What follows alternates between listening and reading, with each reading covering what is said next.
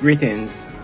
Welcome to part 8 of my theme titled The Pastor Edwards US $25 billion Ecotourism Program, attracting an extra 10 million visitors to Jamaica each year, employing 300,000 Jamaicans, earning an extra US $10 billion each year for the country's GDP. Today's title is Why Migrant Workers for Hotel Industry, while 25% of Jamaicans are unemployed.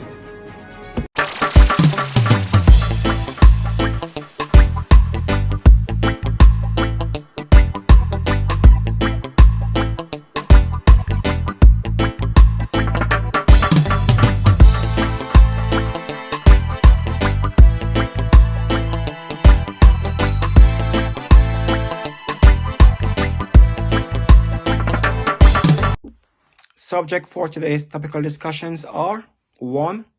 Too many large all-inclusive hotels are being built in the wrong locations. 2. Why many Jamaicans cannot leave their rural towns and villages to work in the tourism hotspots. And 3. Government secret plans to import migrant laborers.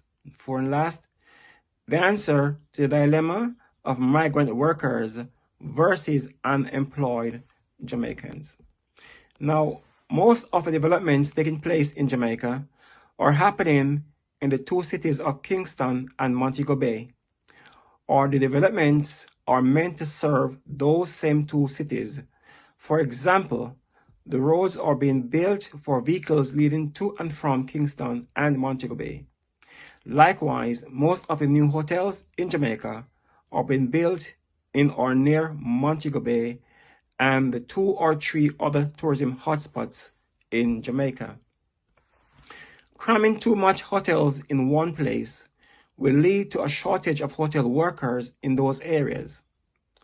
The dilemma that this will create for Jamaicans is that though there are hundreds of thousands of Jamaicans who would welcome a permanent full-time job in the hotels industry, the types of people who would welcome the hotel's jobs the most are not people who can simply uproot themselves from their towns and villages across Jamaica to go and work in Montego Bay, Negril, or Ocho Rios. People have their partners and children to look after. Some have their little makeshift houses on capture land or family land that they have no documents for. If they leave those houses for a couple of years, they may not be able to go back to their properties, as someone else might capture their capture land, etc. I've seen people in the UK with those issues where other people capture their spots because they had no legal rights to that spot in the first place. Hence, when the government cannot get local laborers to work in the large all-inclusive hotels that they have crammed in 3 or 4 towns in Jamaica, then they will announce that Jamaica have reached full unemployment status. Hence, they cannot help but allow migrant workers to work in Jamaica's hotel industry, etc.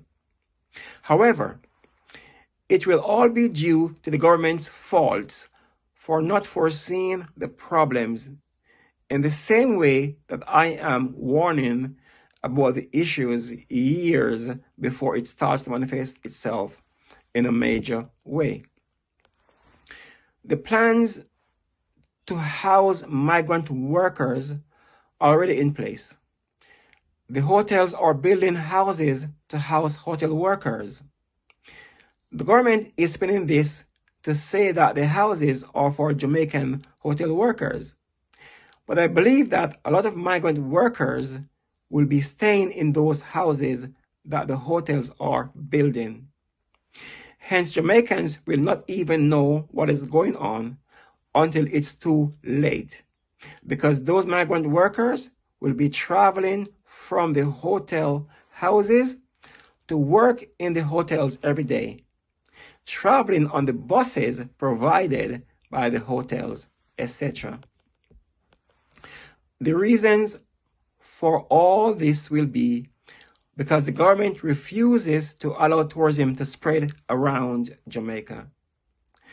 The answer to this dilemma that the government is bringing upon Jamaicans is to spread the tourism product around Jamaica.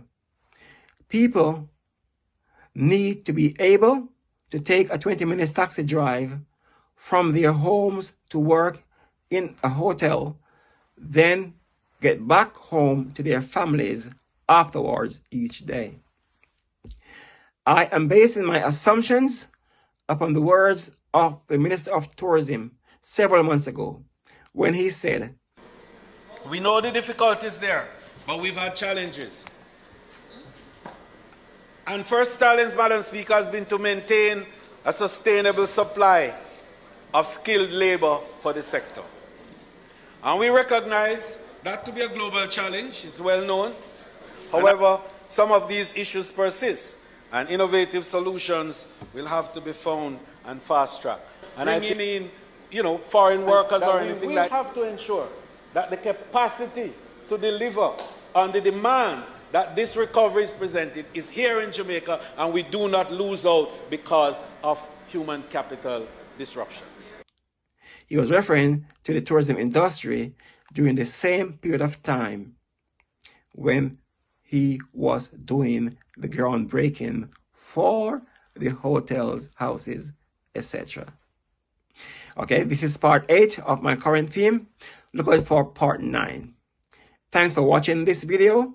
To support this channel, please click on the subscribe button, share this video, and leave your comments below. God bless you. God bless the Jamaican Parliament, and God bless Jamaica. You can see my notes in the comments section, and also check out the description section as well of this post. Until my next video, peace.